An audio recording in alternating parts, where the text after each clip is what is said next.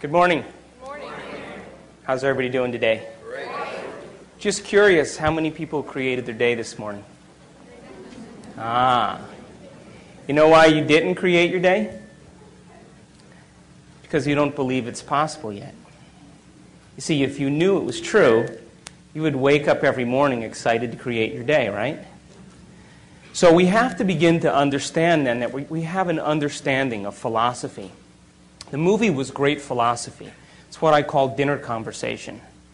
It's got a lot of principles of quantum physics and neuroscience and biology and genetics and receptor site physiology. All of that information is really great. But we have to begin to put the rubber to the road. We have to take this information in some way, apply it to our life, right? Otherwise, it's just good philosophy, and nobody's changed from anything. So today I'd like to spend a little time with you and see if we can make some sense out of the world of quantum physics and your mind. Are you guys interested in that? Yes. Okay.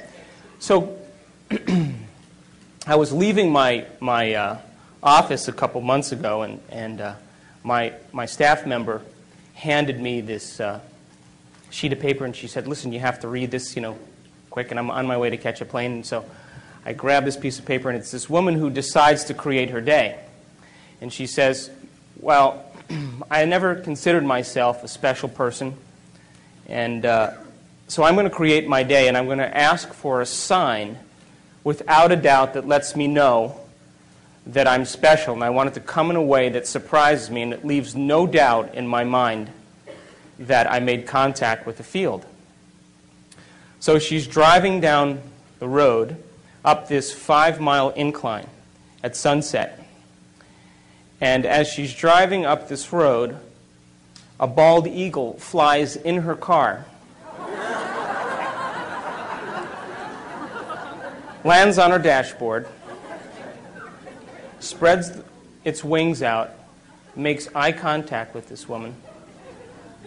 She pulls off the side of the road, and the eagle flies out the other window. And I said to my office assistant, "You email that woman back and you tell her if she has any doubt now that she's special, we need to talk." Yes? So how come nothing new ever happens in our life? If the quantum law works, and we know that it does, then how come we keep having the same relationships or the same jobs or the same circumstances in our life? How come it's so routine and predictable that it seems that Newtonian physics is the law? Because we haven't mastered this idea called observation. So this one particular researcher says, well, who do I know that knows how to pay attention really well? So he gets on the phone, he calls the Dalai Lama, and he says, "Can you send me your 8 best guys? I want to study these guys, and I want to see what happens in their brain when they're focusing on a single-minded thing like compassion or divinity or unconditional love." Now these guys, by the way, had over 40,000 hours of focused meditation. They spent over 40 years practicing. While you were laying on the beach, they were focusing on single-minded thoughts. And then they said, let's take a control group, just a group of people that are just average people, and we'll use the monks, and we'll teach them how to do this thing called focused concentration, what science is now called paying attention. By the way, the average human being loses their attention span 6 to 10 times a minute. How good's our observation? That's why only a few subatomic particles actually pay attention to our mind. So he said, okay, we're going to hook these guys up to these brain scans, particular ones called EEGs. And EEGs measure electromagnetic frequency that the brain emits. And so they took 256 electrodes and they covered their whole entire head. Can you picture these monks, with the things? And then they ran all the feedback into a computer that created a holographic picture of the brain, and they were able to begin to measure brain activity. You guys with me? Yep. So They said to these monks, be your normal self. They took 8 of them, be your normal self. And then they said, okay, now listen, you guys, pay attention to compassion. Just close your eyes and pay attention to compassion. The moment they did that, all of a sudden, the frontal lobe lit up so much that the scientists had never seen that type of activity in that part of the brain. Now then they took the control group and they said, all right, you guys, pay attention to one thing. And of course, what happened? My back hurts. How long is this going to take? I don't really want to do this. Am I doing it right? I wonder what my kid's doing. I got to buy dinner, all that stuff. And guess what happened to their frontal lobe? Meh. Nothing. Nothing. Now, in one particular monk, there's a part of the frontal lobe on the left side, which is really the happy spot in the brain. And this guy's left frontal lobe was so ignited that the scientists said, this guy's got to be the happiest guy in the world. We had never seen activity like this before. But then the scientists began to think about this, and what they said was, maybe paying attention and concentration and observation is a skill. Just like tennis or golf, and you can improve it if you keep practicing it. Now think about this. The brain is the instrument that we use. It's the machinery for us to process thought. How many people will accept that? And it also has some automatic processes that allow us to function.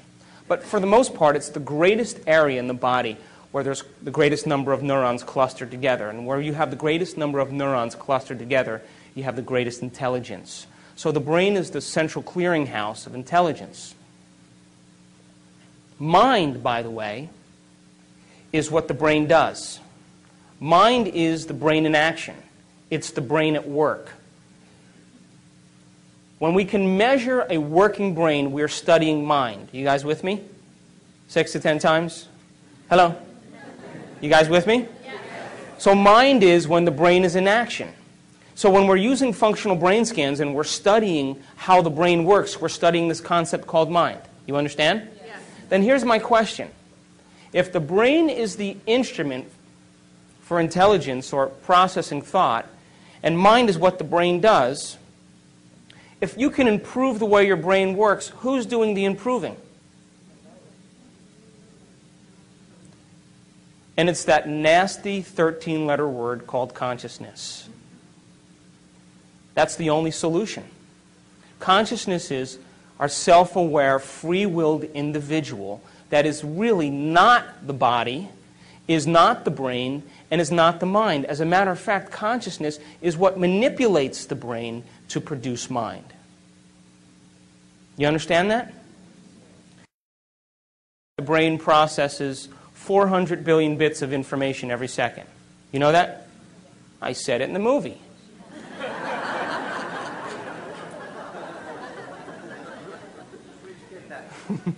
But we're only aware of about 2,000 of those 400 billion bits of information. And you know what those 2,000 bits of information have to do with? 3 things, and only 3 things. The body, the environment, and time. That's it. Does your back hurt? You have a headache? Are you tired? Is it too cold in here? Is it too bright in here? Is it too dark in here? You like the way the person smells sitting next to you. You even like the person next to you. How long is this guy going to talk before we can break? And that's where all of our self-awareness is on. It's only on the body, the environment, and time. And yet billions of bits of information is being processed by the brain. Now, when we can take consciousness, self-awareness, and move it away from the body, the environment, and time, we no longer have to live by the laws of the body, the environment, and time.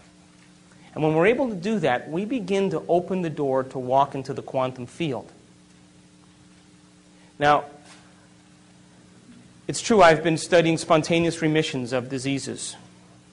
It's kind of been my interest for the last 7 years. People that have had cancer and diabetes and emphysema and endocrine conditions, thyroid conditions, heart disease, high blood pressure, high cholesterol levels, rare genetic disorders that even medical science didn't have a solution for. And these people all of a sudden became healthy. And they weren't all Roman Catholic, and they all didn't believe in the same God. They weren't all vegetarians. Not all of them use crystals. As a matter of fact, none of them did. They didn't trust the astrology charts. None of that was in common amongst these people.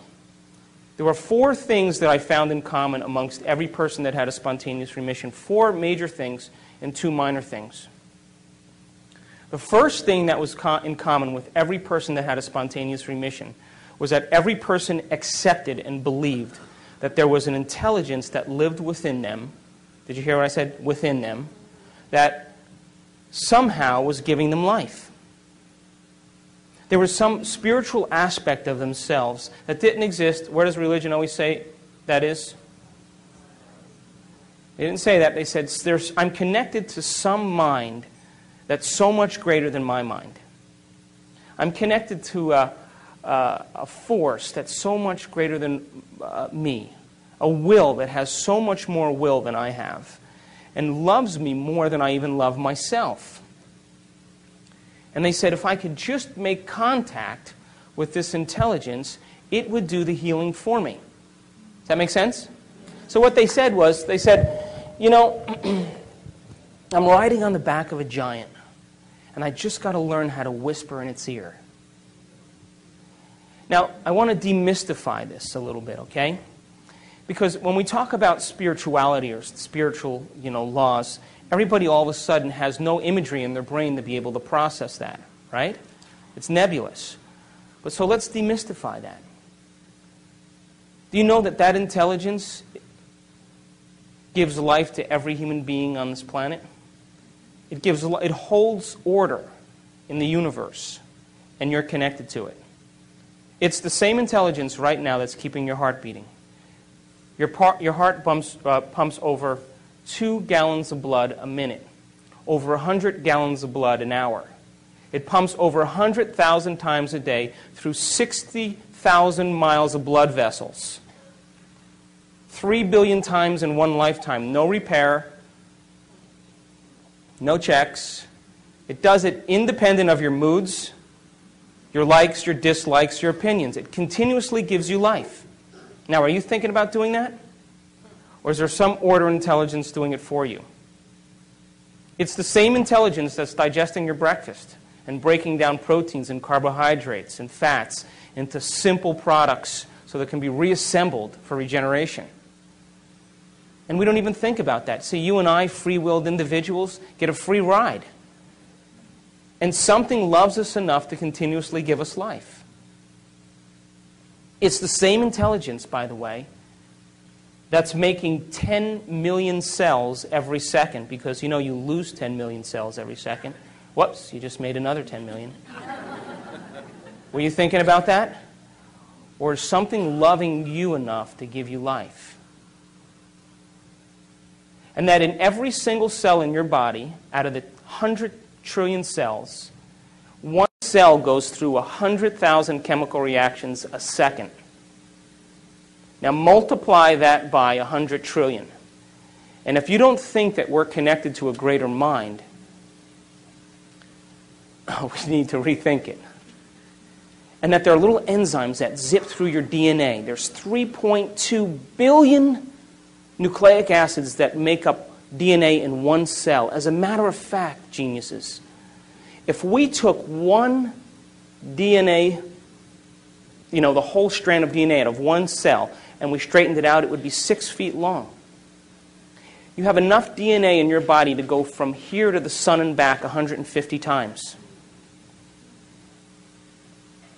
So they said, something has assembled who I am. It's got a greater mind than I do, because I don't know how to do any of this stuff. And it's got a greater will than I do, because I don't think I can keep my heart beating more than a few seconds without thinking about my Visa account. And it loves me enough to put up with me. And they said, I gotta just surrender. I gotta get out of the way enough to let this thing do it for me. I just gotta direct it and then get out of the way. That was the first thing they had in common. The second thing they had in common is that they all said this. You know, my thoughts, or my attitude, an attitude is a cluster of thoughts pasted together. My attitude created my condition. I've been a victim for the last 15 years. I could never get over it, and it's worked really well for me to get what I want. Or I've been an angry person, and I've hated my parents for the last 15 or 20 years, and I got to stop that. It was actually me and who I was being that created this state of health that I'm in. You with me? Yes. Now, do you know that every time you have a thought, you make a chemical? And if you have great thoughts and unlimited thoughts or happy thoughts, you make chemicals that make you feel happy or good. And if you have negative thoughts or bad thoughts or contracted thoughts, you make chemicals that make you feel bad. Does that make sense? So imagine, right? You have an insecure thought. What's the next thing that happens? You feel insecure, right? Now here's the bad news. The moment you start to feel insecure, the next thing you do is you start to think the way you're feeling, which then makes more chemicals so that you can feel the way you're thinking and think the way you're feeling. And we get caught in this loop between thinking and feeling. This is the human drama. And what ultimately happens, listen to this, is that feeling becomes the means of thinking. And what that really means then, geniuses, is that mind is now immersed in the body. You're not thinking as a mind. You're not thinking as a conscious being. You're thinking as a body, because body is determining the outcome based on a feeling. So we call that a state of being. So the person can't think any other way than the way that they feel. So they wake up in the morning and they feel bad and they start to think bad and then they start to feel bad and they spend the whole day perceiving their day based on a feeling. Now, the body should be the servant to the mind. When this happens now, it's the mind that's the servant to the body. Quantum law still apply? Absolutely, which means then that the person can only live out their genetic destiny. Nothing new will ever happen. Am I making sense? Yeah. Now, the third thing they had in common is that they all said this. You know what? I have to reinvent myself. I got to become somebody else. I can't be this miserable victim for the rest of my life. I got to become somebody else. Now, the moment they did that, they started to ask themselves some really important questions. Questions that most people don't have the time to think about. Questions like, what would it be like to be a happy person? Who do I know in my life that's happy? What would I have to change about myself to live in joy? Who in history do I admire that was great? And at what point did I lose it and believe this is who I am? And the moment we ask those important questions, guess what part of the brain turns on? Frontal lobe. You know why? Because when we're running automatic programs that determine who we are, we're using the rest of the neocortex. It's all based on association and memory. When we stop those automatic programs, it's the moment when you ask those important questions, the brain puts the brakes on and has to reassemble a new way of firing to produce an answer to that question different than the way you've always thought. You understand that? So they put the brakes on to the automatic programs and they said, what would it be like? They started to speculate because the brain, the frontal lobe is the speculator. It's the part of the brain that likes to examine the what-ifs. And they started to gather information. They started to read at the same time as contemplate about a future. And their brain started to reorganize itself in a new way. You with me? So, do you think that you can change the circuits in your brain by thinking about it? Do you? So I did this experiment a little ways back. They took these people who never played the piano before. You guys with me? And they separated them into 4 categories, and they said, listen, we're going to scan your brains before you learn these exercises, and then we're going to scan your brain after. And all you have to do is show up for 2 hours a day in practice for 2 weeks. Okay? And just follow the instructions. And we're going to hook your brain up to these sophisticated scans, and we're going to see what happens before and after. So they got with these people, and they said, okay, first group, here's the scales and here's the chords. They're one-handed exercises. Practice them over and over again. Keep playing them. So they played every single day, 2 hours a day for 2 weeks. They scanned their brains before, they scanned their brains after. After 2 weeks, guess what happened? Whole new set of circuits lit up in their brain that never lit up before. That makes sense. You learn something new. Learning is making new connections. Repeating it over and over again is sustaining or maintaining those connections, and that's called memory. So they memorized what they were doing by physically practicing or personalizing what they learned. Make sense? Standard, simple. They took the second group of people and they said, listen, we want you to play 2 hours a day for 2 weeks. We're going to scan your brain before and after, but you know what we're going to do? We're not going to tell you how to play anything. You just come and do whatever you want. Play whatever you want. So at the end of 2 weeks, guess what happened to them? Nothing. You know why? Because they couldn't remember what they had learned the day before. And they couldn't remember what they played the day before, and they had no structure. They got no instruction and no knowledge to be able to apply it to make some steady circuits. Still with me? Make sense? Took the third group of people, they said, listen, don't even show up. Don't even create your day. Same thing. Nothing happens. Last group of people, they said, listen, we want you to come 2 hours a day for 2 weeks. We're going to show you these one-handed exercises. But instead of you physically playing the piano, we want you to mentally rehearse over and over again those exercises. And we know you're going to get tired, so we'll nudge you and we'll keep you awake, but you practice for 2 hours a day and you keep repeating those. At the end of 2 weeks, they rescanned their brain, and guess what happened? Same area of the brain lit up as if they were actually playing the scales. Now, you know what that means? They grew new circuits in their brain just by thinking about it. Just by thinking, just by rehearsing. Now, every time we learn something new, we make new circuits in the brain. If you learn anything new, learning is making a new connection in the brain, new neurological connection. Memory is maintaining or sustaining those connections, keeping them alive. And the only way that we maintain and sustain connections in the brain is by repetition. Repetition allows the neurons to develop a long-term relationship. So these people, every single day, made it the most important thing. They gave up their social engagements. They gave up television. They said, I'm going to mentally rehearse the greatest ideal of myself every single day. And as long as I keep doing it every day, what's going to happen to those circuits? They're going to light up and become the more sustainable circuits to act as a platform of who they will become in the future. Am I making sense? Now, the last thing that they had in common, which I find the most important, is that during this process of rehearsal, while they were sitting down rehearsing who they were going to be, just like the piano players, rehearsing over and over again, they had long moments where they lost track of time and space.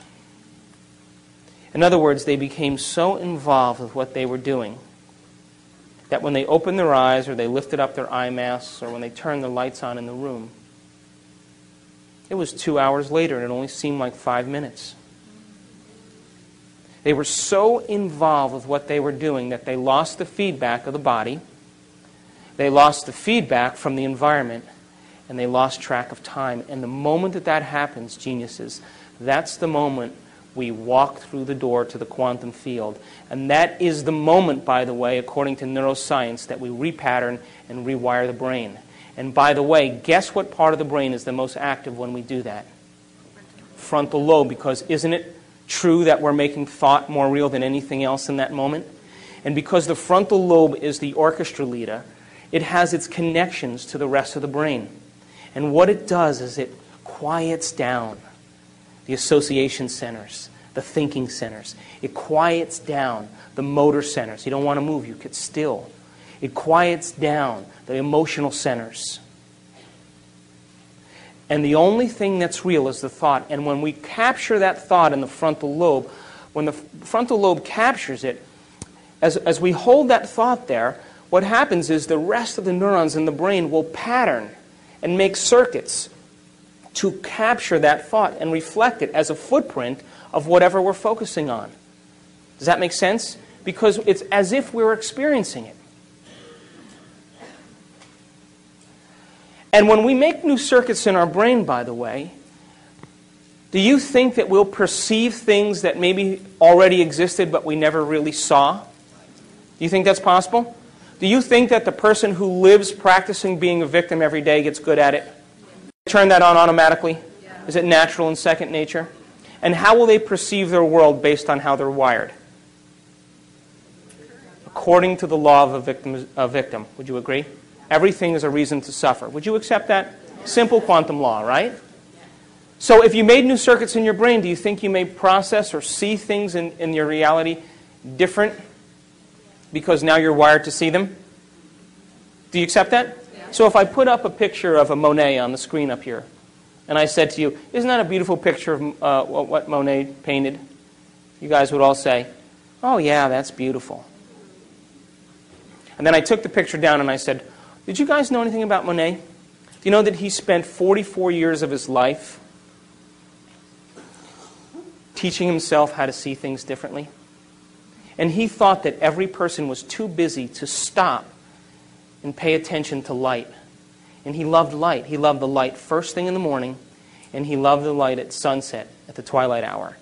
And he said that the golden light of the twilight hour and the brightness and the opalescent light in the morning actually colored reality.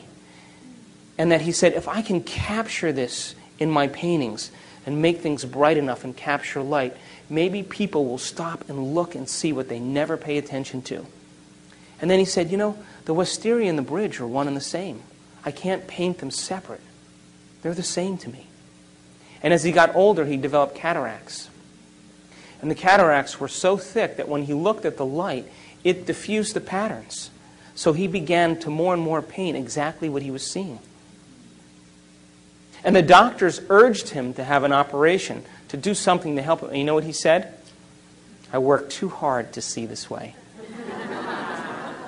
Now, if I took that painting and I put it back up on the screen, would you see it differently? Would you agree that because you learned new knowledge and new information, you made new circuits to perceive what was already there, but you never paid attention to? Yeah. Reality is the same way. How about the wine connoisseur? A 1992 Cabernet Sauvignon Silver Oak Alexander Valley. Good bottle of wine. You take that and you give it to the wine connoisseur and he lets it breathe. He knows about tannins. He knows about alcohol content. He knows about oaky flavors. He knows about grapes. He knows about age. He knows about aroma and sweetness. You think his brain is wired to perceive what wine is all about? Did he pay attention through knowledge long enough period of time to wire his brain to perceive subtleties in wine so that he would enjoy every single taste in that wine? Yeah. You take the person who drinks the screw-off tops, you give him the 92 Cabernet, what happens? I don't taste any difference because he's not wired to. Do you understand? Reality is the same way. The reason that the movie is so great is because now you're paying attention to things that you normally never paid attention to. But do they exist all the time? Yes. If the brain processes 400 billion bits of information every second, is it possible that we're missing some of reality? Yes. Is it true? Yes. So now, science used to say that the brain was hardwired, meaning that it was, wired so intently from genetics that you're going to be born a certain way, and then you're going to turn out just like your parents. And that's the end of the story. So it's a predetermined life, and, get what you can in the process. And now what they're saying is, whoops, we lied. It's not true. You see, the brain is hardwired. There's certain definite areas that are hardwired because the human brain has been around for hundreds and hundreds of thousands of years, whether you want to believe it or not. It's been around for millennia. And this process of learning has developed the brain. Now, when the sperm and the egg come together in utero, right around the 3rd month of life, the cells start to differentiate and we start to make neurons. And they start migrating north up to the skull. And then around the 6th month of life, we start making these connections. A neuron looks like an oak tree. But it's not big like an oak tree. It's tiny and it's flexible like cooked spaghetti, and it's leafless. And it's 3-dimensional. And where neurons connect with other neurons, that's called a memory, something that we've learned. That's information being exchanged. Now, at the 3rd month of life, we make about 8,000 neurons per minute. At the 6th month of life, those neurons start making connections, and we make about 4 million connections a second, all the way through the time we're 2 years old. So the brain becomes this 3-dimensional tapestry of neurological connections. And what's being transferred to the fetus is knowledge, pre-programmed connections, so that you can turn your head towards a sound. And you know what to do when you're sad. And you know what to do in case there's a threat or stress from your environment. So we have certain pre-wired patterns that have been shaped and developed from eons of trial and error. And one brain, human brain, looking next to another human brain looks almost exactly the same. As a matter of fact, if I took 2 brains and unscrewed your head and placed them side by side, you wouldn't really tell who was who, because the same folds and convolutions are similar from brain to brain. That's like your hand. Everybody's got a hand, right? It roughly looks the same.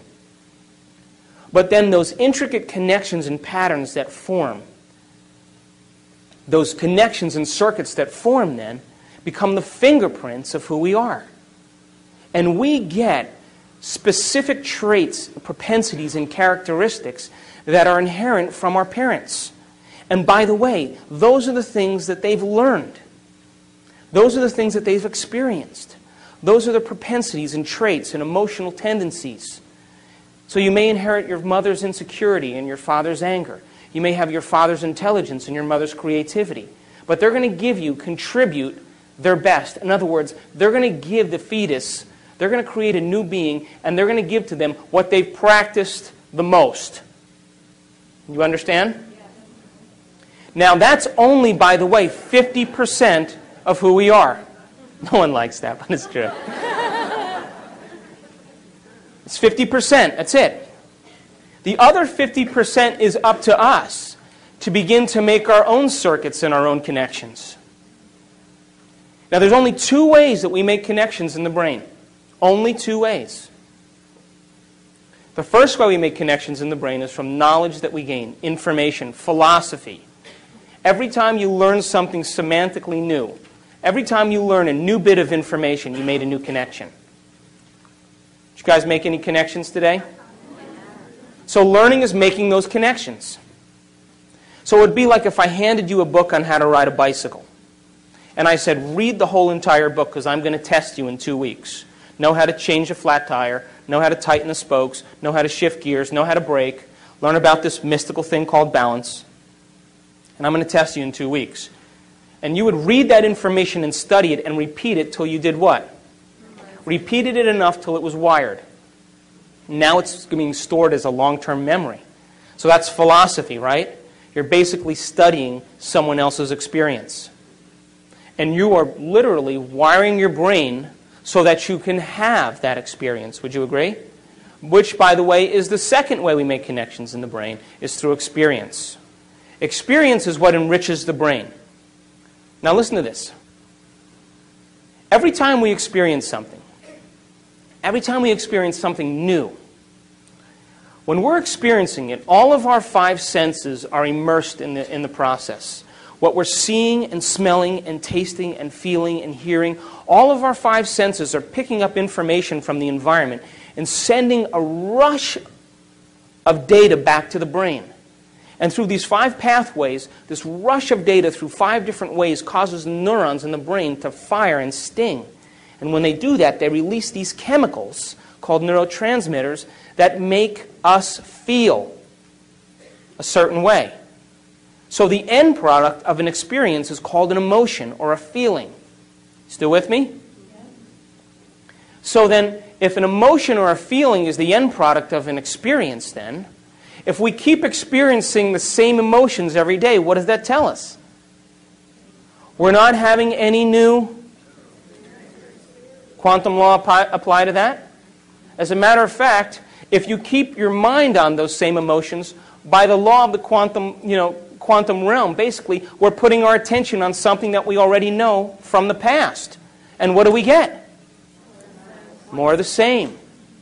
So when we live by emotional propensities and emotional addictions, what we're really saying is, my observation is on something that's familiar to me based on the past, and I will keep observing it to keep it intact so that my future looks just like my past.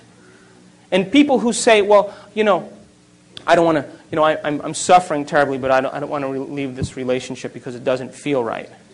Which really means I'm too addicted to feeling to do anything else. Because the moment we give up the continuity of thinking and feeling, we break the addiction. All of a sudden, all the cells of the body, who are used to getting all those molecules, all of a sudden go like this. What is she doing up there? She's no longer providing the chemistry to make me feel the way I like to feel. So let's get together and they say, okay, well, let's send the message back up to the brain. Right? And all the cells send the message back up to the brain, and what happens? You start to hear these little voices, right? Go ahead, come on, get angry. Go ahead, come on, feel bad. That's because that's the body telling you that it's used to some chemical state. That's the body determining reality. And when the body determines reality, what it's saying is that we are living based on some past addiction. So emotions and feelings are the end product of an experience. And when we experience something, the feeling that we have from that experience helps us to remember the experience better.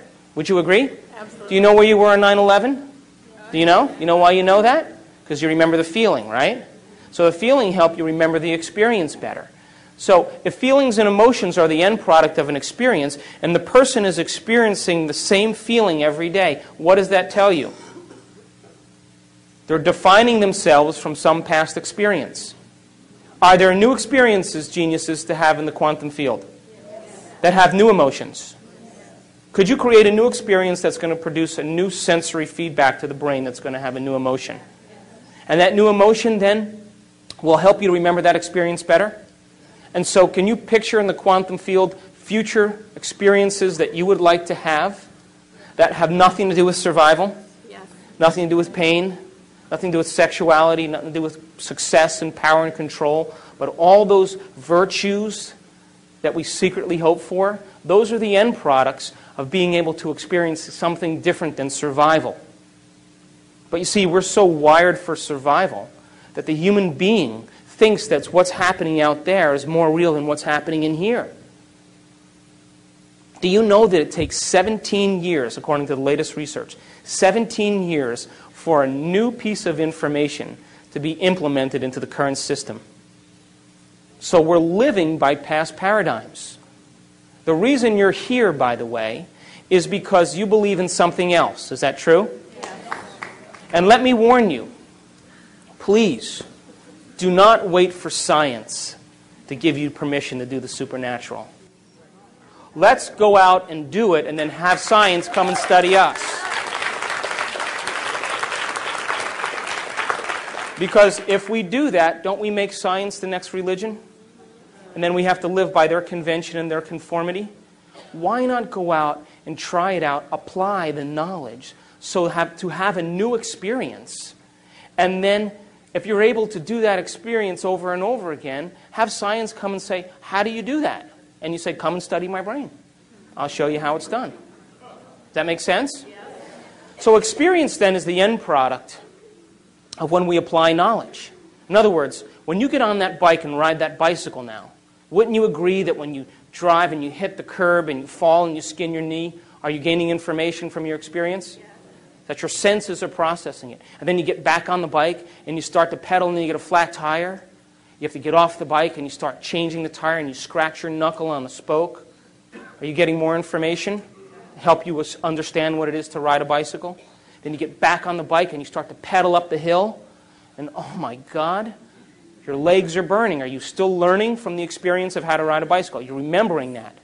Then you get to the top of the hill, and all of a sudden you go down the hill and all the pain goes away and the wind is blowing in your face and your hair's standing up and tears are running off the sides of your face. Is your senses processing more information? Are you recording that about the experience of how to ride a bicycle? And you start pedaling so fast that the chain falls off. So you got to get off and change the chain. And as you're changing the chain, you put the chain back on and then you wipe your nose and get your grease under your mouth. And then you smell that smell. Are you still learning? Are you associating now from the experience of what it is to ride a bicycle? So the richness of life is experience. So knowledge and information is for the mind and the brain. And experience is for the body. And knowledge is the precursor to the experience. In other words, we're only limited by our knowledge. And when we can take knowledge and personalize it, we set ourselves up for a new experience. As a matter of fact, the whole reason to be alive is to learn something new, modify our behavior to produce a new outcome. That's called evolution. Now, what makes us so unique, geniuses, as human beings, is that when other species are subjected to harsh environmental conditions, right? They have to continuously expose themselves to it over and over again until they start to modify their behavior. Thank you. And as they start to modify their behavior, after several generations, they may be able to change their genetics and produce a way to acclimate or change as a result of that environmental stimuli. What's that called? Evolution, right? But that may take thousands of years. Human being doesn't have to do that. Human being, because of the size of the frontal lobe, can change in a year, can modify themselves in a week, can become a different person in a day. We can evolve ourselves and become somebody else and not have to go through the long continuum of trial and error. But you see, the brain only exists in two real states, according to me. At my present state of ignorance. Two real states. We have survival and we have creation. And creation falls under the category of learning and experiencing. And survival falls under the category of responding to the environment so much that it then becomes, listen to this, it then becomes the environment that is creating our reality. Did you hear me? Because as the environment pushes the circuits in the brain and we respond to those environmental stimuli, the body becomes prepared for the threat or the stress, which then causes the brain to think a certain way, which then creates the same reality in the future. So we're these human beings with these big brains, but we're living in the rudimentary part of the nervous system that's based on survival. And by the way, 90% of the time that we're awake and aware, we're living in survival. You know, responding to the environment, allowing the environment to determine our internal state. And the confusion we have as human beings, you see, the present moment right now is created from the thoughts of where? Right? So then the thoughts of now are creating what? So most people, though, they say, I'm going to sit down and create my day. I'm going to sit down and create wealth. And they sit down for 10 minutes. They get up and they start looking in their bank account for the transfer. And then they say what? Didn't work. But you know, we Americans, by the way, are the most difficult audience to talk to. We go to South America, we go to Europe, we go to Asia. People accept this. But Americans are so desensitized to so much stimuli. They get, 2,000 channels on their television. They have opinions about everything. They're into convenience. If your internet connection doesn't come up in 30 seconds, you're like...